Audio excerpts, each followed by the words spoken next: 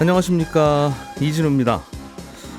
우리나라는 아파트를 다 짓기 전에 미리 분양을 하는데 이미 다 지었는데도 여전히 안 팔리는 준공 후 미분양 아파트가 전국적으로 늘고 있습니다.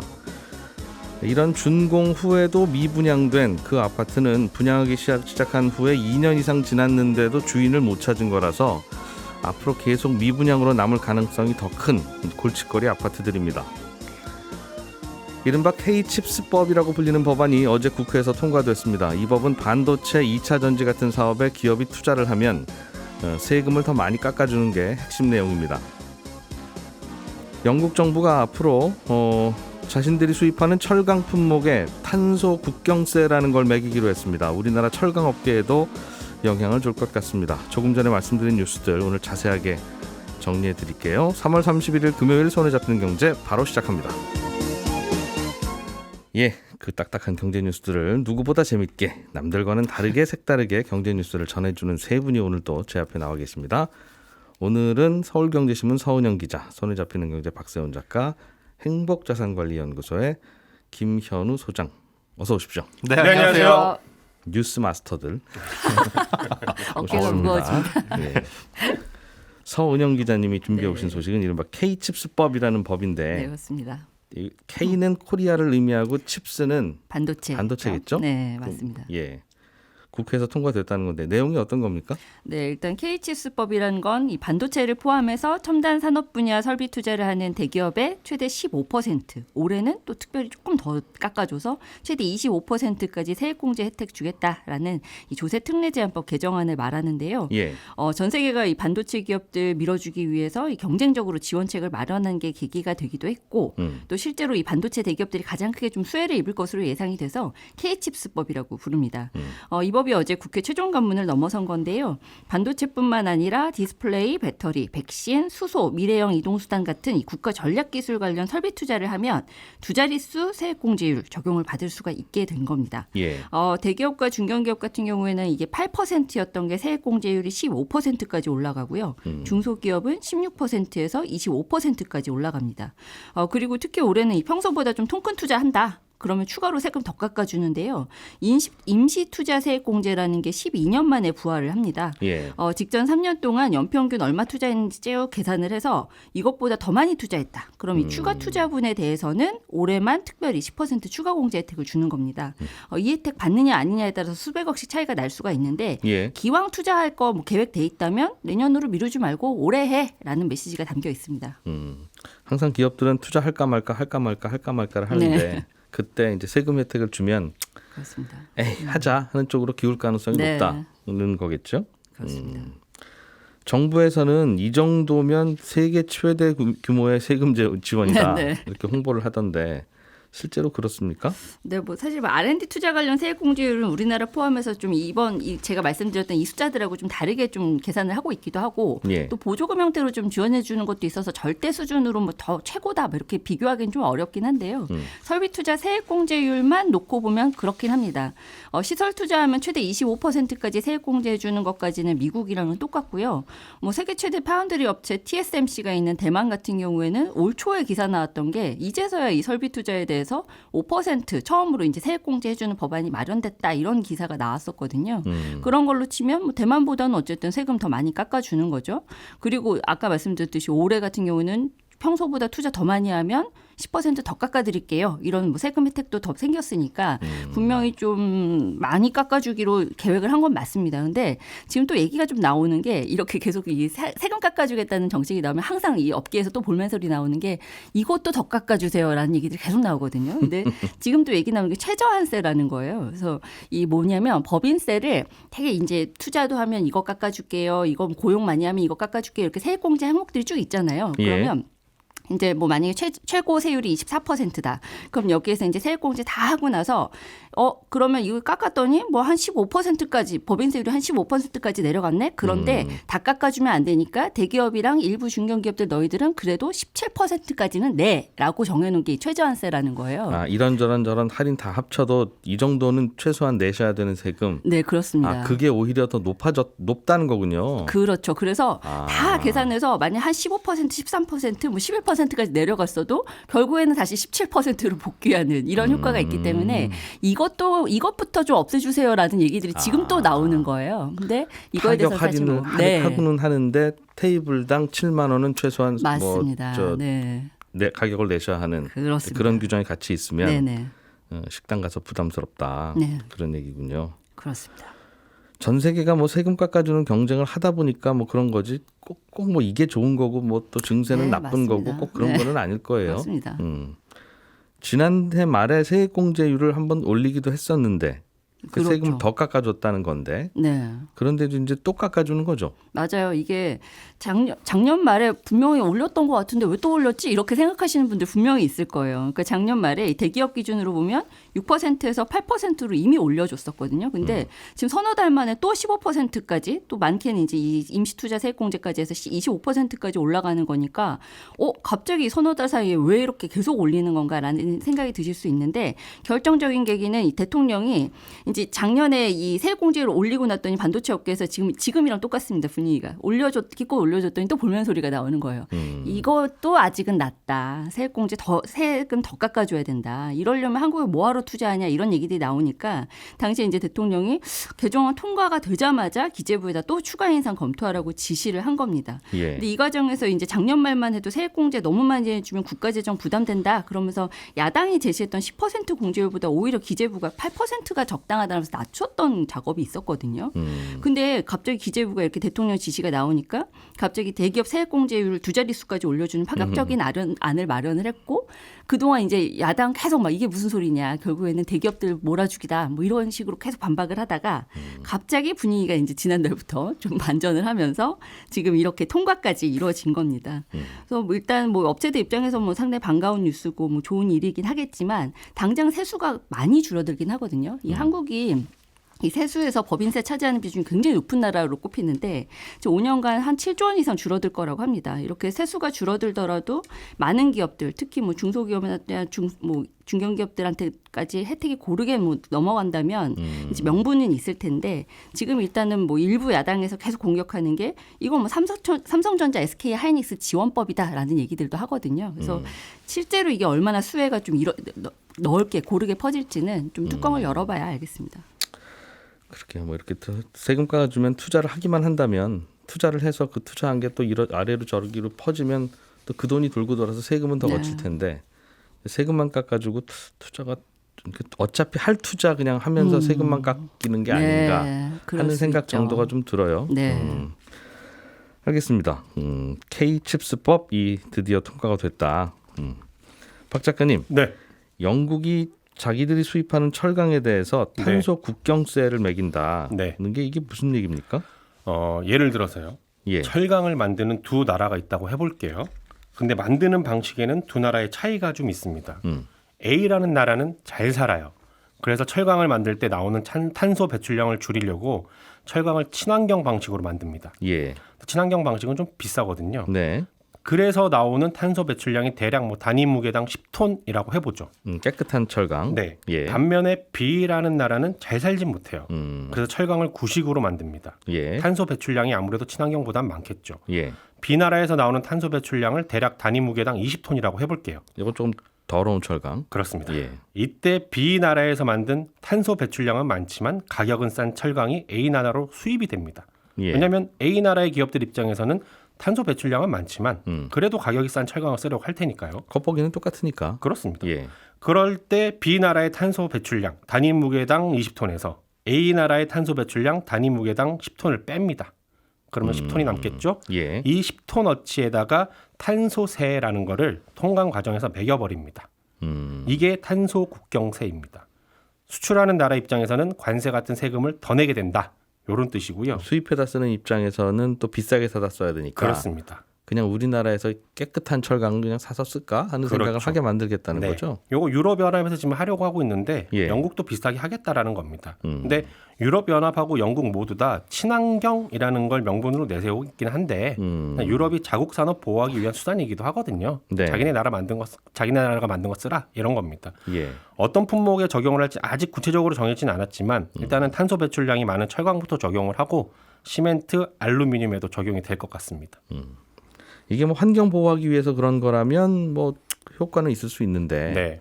단기간에는 자국 산업 보호하기 위해서 그런 거면 결국은 자국 업체들이 비싼 철강 써야 되는 건데 그렇죠. 이러나 저러나 그렇죠. 그럼 비싼 철강 써서 만든 제품은 비쌀 거고 그렇게 되는 겁니다. 그럼 그게 수출이 잘 되겠어요? 내수해서 잘 팔리겠어요? 물가도 오르죠. 그거는 잘 모르겠는다 네. 생각은 듭니다. 어쨌든 영국이 이런 정책을 만들었으면 우리나라에도 영향이 있긴 할 텐데 네. 어떻게 있을 분석되고 겁니다. 있습니다? 작년에 우리나라에서 유럽연합으로 수출한 철강 품목이 대략 360만 톤 정도고요. 예. 영국으로 수출한 거는 한 25만 톤 정도거든요. 그러니까 영국만 따지면 양으로 보면 그렇게 많지는 않은데 그래도 수출액으로 보면 연간 한 4,400억 원이 넘거든요. 그래서 우리나라 기업들도 지금 같은 방식으로 만들어서 수출을 하게 되면 아무래도 좀 관세를 더 내게 될 것 같거든요. 예. 근데 우리나라 철강업계도 그래서 탄소 배출량 많은 생산 방식에서 상대적으로 탄소가 덜 나오는 생산 방식으로 바꾸는 중이긴 합니다. 근데 탄소가 덜 나오는 방식으로 만들게 되면 아까 제가 좀 비싸다 그랬잖아요. 예. 일단 전기가 많이 들어가고요. 그래요? 그럼 네. 전기 많이 들어가면 전기 만들 때 탄소가 더 많이 나올 텐데? 그렇습니다. 전기가 많이 들어갑니다.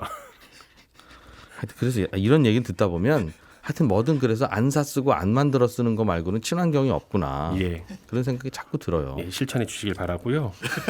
그리고 철강의 원료인 고철 가격이 지금 급등세예요. 예. 왜냐하면 전 세계에서 고철을 가장 많이 수입하는 나라가 튀르키예인데 지금 지진 복구하는 과정에서 고철 수입을 많이 늘리고 있거든요. 수요가 폭증하니까 가격도 덩달아 오르는 중입니다. 예. 그렇게 되면 아무튼 최종 생산품의 가격이 오르게 되겠죠. 그럼 수출할 때 가격 경쟁력이 떨어질 수도 있거든요. 고철값 오르니까 고철이 원재료인 그런 철강은 그렇습니다. 비싸진다. 그렇습니다. 예. 그런데 또 한편으로는 만약에 이제 생산 방식을 바꿔서 탄소 배출을 우리나라가 줄이게 되면 또 사실상 무관세로 유럽연합이랑 영국의 국경을 넘는 거라서 또 경쟁사들의 제품에 비해서 우월한 시장 지위를 가질 수도 있고요. 이건 좀 계산을 해봐야 됩니다. 그러니까 이래저래 이런 친환경 정책의 움직임들이 물가를 올리는 역할을 하겠네요. 맞습니다. 알겠습니다. 영국에서는 그런 뉴스가 있었고 네. 김현우 소장님. 네. 원래 미분양 아파트는 네. 분양은 삽뜨기 전에 분양하니까. 그렇죠. 저희가 이런 거 만들어서 팔 겁니다. 할 때. 그런데도 안 팔렸네? 네. 그럼 미분양이라고 하니까 사실은 네. 아파트 짓는 2, 3년 동안 팔리겠지 뭐. 그렇죠. 라고 생각해서 마음은 가벼워요. 네. 그런데 준공 다 됐는데도 네. 이제 들어오셔도 되는데 아직도 안 팔렸으면 그렇습니다. 이게 진짜 무서운 미분양이죠. 맞습니다. 이거는 건설사들이 돈도 못 받고 있는 공실이니까 무서운 미분양인데 이게 늘고 있습니다. 지금 어제 국토부에서 2월 주택 통계를 내놨는데 그냥 일반 미분양 주택은 7만 5천 가구로 전달보다는 0.1% 늘었어요. 이건 증가폭은 좀 꺾였습니다. 그런데 조금 전에 말씀하신 미분양을 악성 미분양이라고 하는데 예. 이게 8,500가구로 한 달 전보다 13% 넘게 증가를 했어요. 그러니까 급격하게 늘고 있는 거죠. 그러니까 올해 초에 정부에서는 미분양 물량의 위험 수준을 20년 평균치인 6만 2천 가구로 보고 있다. 예. 요거 넘으면은 우리가 좀 손 좀 쓸까 생각 좀 해볼게. 이렇게 보고 있다고 했는데 이미 지난달에 발표됐을 때 7만 가구를 넘어섰거든요. 네. 그런데 그때 얘기한 게 그래도 악성 미분양은 그거의 10%도 안 돼. 7천 가구 정도로 이게 역사상 최저점 수준이다. 아직까지는 걱정할 단계 아니고 대책을 내놓을 단계도 아니다. 이렇게 설명을 했고요. 이 상황에서 지난주에 열린 한 경제 심포지엄에서 이제 원희룡 국토부 장관이 우리가 미분양 물량을 10만 채까지도 각오를 하고 있다. 이런 말을 하면서 여러 가지 해석들이 나오고 있습니다. 그러니까 아직은 정부가 개입해서 뭐 할 단계 아니다. 그렇죠. 건설사들이 지금 이거 좀 해결해 주세요라는 목소리를 계속 내고 있거든요. 좀 계속 짓고 계세요. 그럼 팔리겠죠, 뭐. 네. 이런 얘기였다는 거죠. 그렇죠. 그런데 이제 정부가 이런 입장을 취하는 게 왜 그러냐라고 이제 여러 가지 의견이 나오는데 지금 주택 거래량 살살 늘고 있잖아요. 그리고 매수 심리도 좋아지고 있는 상황이라서 아직까진 정부가 직접 나서서 대응할 정도 아니다. 이렇게 보는 배경에서 또 건설사들 보고 정부의 대책 요구하기 전에 분양가부터 낮춰라. 이렇게 압박을 주는 걸로 해석이 되고 있습니다. 예. 근데 이제 앞으로가 문제인데요. 4월에 입주 물량 보면 서울에는 단 한 건도 없긴 하지만 전국적으로 보면 10%가 많고요. 5월부터는 지방으로 중심으로 증가폭이 훨씬 더 커집니다. 입주 물량이 그렇습니다. 그 말은 다 짓고 이제 완성하는 아파트가 많다는 뜻이죠? 맞습니다. 그런데 문제는 그 물량 중에서 미분양, 악성 미분양 물량이 얼마나 될지가 파악이 안 되고 있다는 거예요. 이게 왜 파악이 안 돼요? 뭘 팔렸는지 안 팔렸는지 알 텐데 본인들이. 네, 본인들은 알 텐데 정부에서는 파악을 제대로 못 하고 있습니다. 이게 미분양 통계를 작성하고 있기는 하고 그래서 좀 전에 제가 8,500가구가 넘었습니다라고 말씀을 드렸는데 예, 악성 미분양이. 예. 근데 이게 신빙성이 떨어진다라는 게 공공연한 사실이에요. 이게 각 지자체에서 이걸 파악할 때 어떻게 파악하냐면 예. 시행사나 건설사들 대상으로 악성 미분양 얼마예요? 라고 물어봅니다. 예. 공문을 보내서. 그러면 그 시행사나 건설사가 우리 요만큼 안 팔렸습니다라고 알려주면 그걸 그냥 취합해서 발표하는 방식입니다. 준공 후 미분양이 된 거 안 된 거? 네. 그리고 준공 전 미분양이 얼마나 안 되냐 이런 거를 공문을 보내서 예. 말하는 대로 그냥 준공이면 등기 났을 거고 등기소에다 명의 등기소 그렇죠. 등본만 띄워보면 명의가 김현우 이러면 네. 이건 팔렸네. 건설사 이러면 무슨 안 팔려요. XS 건설 이건 안 팔렸네. 그렇죠. 숫자만 세보면 될 텐데. 네. 그걸 그걸 그냥 전화로 물어보고 틀리게 얘기하고 그냥 합치고 그런다는 거예요? 네. 그래서 한 언론사에서 어제 몇 군데 단지의 등기부 등본을 실제로 말씀하신 것처럼 떼가지고 통계와 비교를 해봤더니 예. 시행사가 갖고 있는 건 100채인데 등기부 등본에 그런데 예. 보고된 물량은 10채도 안 되는 게 이런 단지들이 있더라. 몇몇 단지들을 보도를 했습니다. 많다고 보고하면 실제로 많다고 발표할 거고 미분양이 그렇죠. 미분양 많다고 발표되면 오던 손님도 발걸음 돌려서 되돌아갈 테니까. 맞습니다. 저희가 지은 집 지금 안 팔립니다. 이렇게 현수막 붙여놓은 거나 마찬가지라서 다음 달에 오면 더 싸겠네. 네. 딱 그렇게 하는 거죠. 마이너스 프리미엄 붙지 않을까 기대할 수도 있는 거고요. 예. 근데 이게 이럴 수밖에 없는 게 이걸 보고를 정확하게 해야 될 의무도 없습니다. 그리고 어겨도 벌칙이 따로 없고요. 그러니까 오히려 또 정확하게 미분양 물량을 알려주는 게 더 귀찮을 수가 있습니다. 왜냐하면 최초로 신고한 미분양이 만약에 100채다라고 보고를 하면 그 다음 달부터 그게 소진될 때까지 얼마가 줄었습니다, 얼마가 늘었습니다를 지자체에서 계속 물어보거든요. 이걸 계속 알려줘야 되니까 괜히 정확하게 알려줄 필요도 없고 귀찮기만 하고 그러니 통계에 왜곡이 생기고 이러다 보니까 정책을 수립하는데 문제가 생길 수 있다라는 지적이 계속 나오는 거죠. 하기야면 모든 장사가 다 네. 재고 얼마 남았습니까? 하고 물으면 아니 당신이 뭔데 그걸 나한테 묻습니까? 맞습니다. 그 모든 장사가. 예. 그러니까 당연히 건설회사도 제대로 안 밝히는 게 인지상정이고 네. 정부도 그럼 조사하기 골치 아플 수 있는데 그렇습니다. 이런 거는 민간 업체가 유료 정보로 본인들이 그 직원 써서 네. 등기부 등본 다 띄워보면 알 수 있잖아요. 알 수 있죠. 그렇게 해서 필요한 사람은 정보를 주고 네. 뭐 그렇게 유통되는 수밖에 없지 않겠나 하는 생각은 드네요. 맞습니다. 정부도 지금 말씀하신 그 부분 때문에 이걸 네. 의무화하지 않고 있는 겁니다. 그러니까 일부 물량이 누락될 수는 있지만 이 추세나 흐름을 파악하는 데는 무리가 없다. 그래서 뭐 정책 수립하는 데는 제한이 없고 네. 오히려 의무화했을 때 건설사라든가 시행사의 부담이 커지기 때문에 이건 신중해야 된다라는 건데 그러니까 미분양 정보를 일종의 영업 비밀 같은 걸로 보고 있는 거죠. 예. 뭐 경영상, 영업상 비밀에 관한 사항으로 공개될 경우에 정당한 이익을 현저히 침해할 우려가 있다고 인정되면 이건 공개하지 않을 수 있다고 법에서 명시하고 있거든요. 예. 그래서 서울시 같은 경우에도 지금 정부에 벌써 2차례를 요구를 했어요. 이거 의무화해달라라고. 그런데 이제 수용되지 않고 있는 상황인 겁니다. 정부 입장에서도 이거 많이 남았다고 나오면 부동산 경기 계속 더 꺼질 거고 그래봐야 좋을 게 하나도 없다고 생각하겠죠. 그렇죠. 경기를 좀 살리고 싶은 정부 입장에서는. 네. 아마도 뭐 파악은 하는데 발표 안 하는 걸로 좀 긍정적으로 믿고 싶습니다. 알겠습니다. 뭐 경제 성장률도 그러니까 괜히 좀 부풀려서 목표치 내놓는 것도 네. 또 그렇게 해야 또 사람들이 투자도 하고 그러니까 또 성장도 진짜 하죠. 그런 게 있을 테니까. 예. 알겠습니다. 근데 문제는 이렇게 네. 악성 미분양 준공 다 됐는데도 주인 못 찾은 게 늘어나면 네. 그 잔금 받아야 그 공사 대금도 치르고 하면서 마무리도 되고 그렇죠. 또 들어오셔야 또 뭐 인테리어라도 좀 하고 TV라도 바꾸고 하면서 경기가 살아날 텐데 네. 이게 계속 늘어나면 결국은 이제 뭐 서민 경기부터 좀 얼고 문제는 생기겠어요. 맞습니다. 그래서 그 문제가 발생을 했을 때 그런 대응 방안이 있느냐를 봐야 되는데 아직까지는 뭐 나온 건 없습니다. 그런데 LH가 미분양 물량을 사들여서 공공주택으로 활용하는 정도는 이미 시행을 했거든요. 지난해 예. 말에 LH가 몇 군데 악성 미분양을 해소하긴 했지만 이런 식의 대응은 사실 뭐 재원이나 이런 것들로 한계가 있죠. 근데 예상되는 대응 방안은 예전에도 과거에 한번 쓰였었던 이 리츠를 활용해서 소화할 것으로 보입니다. 그러니까 쉽게 말해서 공공과 민간의 자금을 모아서 이걸 사들이고 임대를 놓는 방식이죠. 그다음에 나중에 팔면 자금을 회수하고요. 과거에는 분양가의 70% 수준으로 일단 리츠가 매입을 하고 이 과정에서 LH가 저희가 아무리 못해도 이 60%의 가격에는 다시 되사드리겠습니다. 그러면 이제 민간이 조금 안전장치는 있으니까 좀 투자를 하겠죠. 예. 이렇게 하면서 그 미분양 물량을 해소했던 적이 있거든요. 앞으로도 그럴 수 있겠다라는 방안이 떠오르고 있기는 한데 네. 문제는 여기에는 취득세나 양도세, 보유세 같은 문제를 좀 풀어야 됩니다. 근데 이것도 법을 개정해야 되는 문제라서 이게 감세 쪽으로 또 논란이 있으면 세금 깎아줘야 누구라가 한 채라도 더 살 테니까. 맞습니다. 근데 이게 뭐 부자 감세다라는 또 논란이 생기게 되면 예. 도입하려고 했을 때 마찰도 예상이 되는 부분입니다. 그렇군요. 박 작가님, 러시아 얘기 좀 하나 들어보죠. 네. 러시아에서 사업 철수하고 떠나는 외국 기업들이 요즘 계속 많은데 네. 자산을 팔고 나가면 매각 가격의 10%를 러시아 정부에 내고 나가라. 그렇습니다. 갑자기 이런 법이 네, 만들어졌습니까? 일종의 압력 행사에 나선 걸로 보이는데 예. 러시아가 비우호국으로 지정한 나라들이 있습니다. 전쟁 이후에 러시아 제재에 동참한 나라들인데 우리나라도 목록에 올라가 있고요.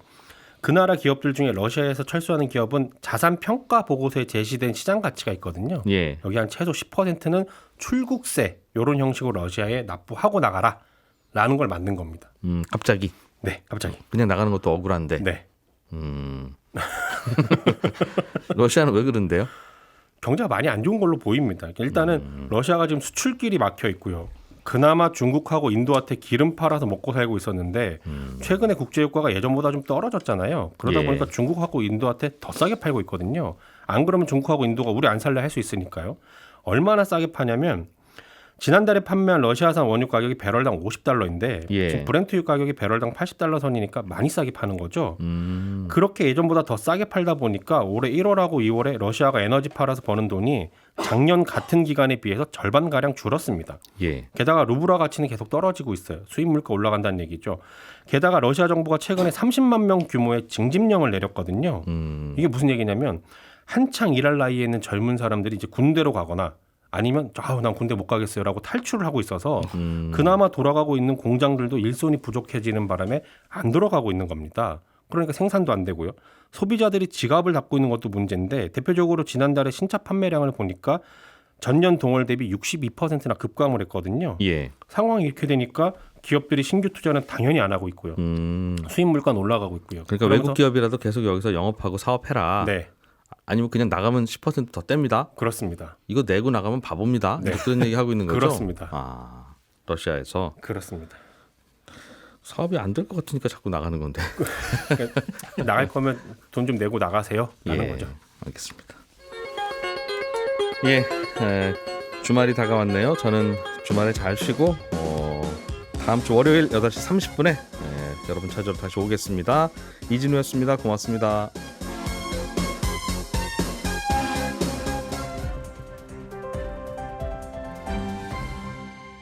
경제를 생각하는 사람들의 즐거운 습관. 이진우의 손에 잡히는 경제.